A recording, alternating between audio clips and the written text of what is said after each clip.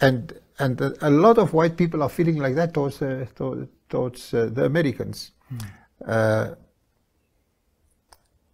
What I hate about this is that they think they are the international policemen.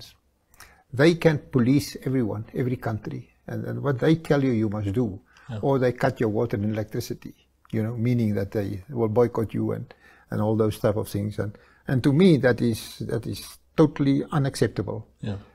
We are sovereign countries. We have the right to run our countries the way we do.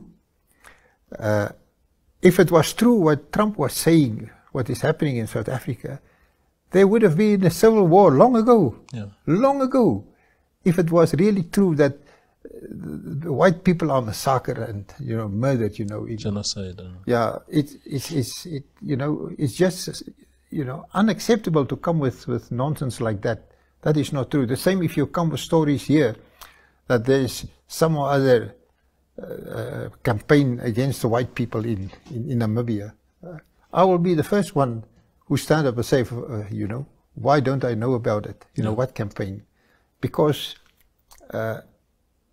us here is, I think we are the most lucky people, luckiest people, all of us, not only white people, black people, for the peace and stability that we have here. We have a little bit crime, but that you have everywhere. But that is crime. That's not political orientated. Absolutely. And so I think, and I want to say to the people out there, please don't give any attention or credit to this nonsense. And I want to say it's nonsense that Trump is talking.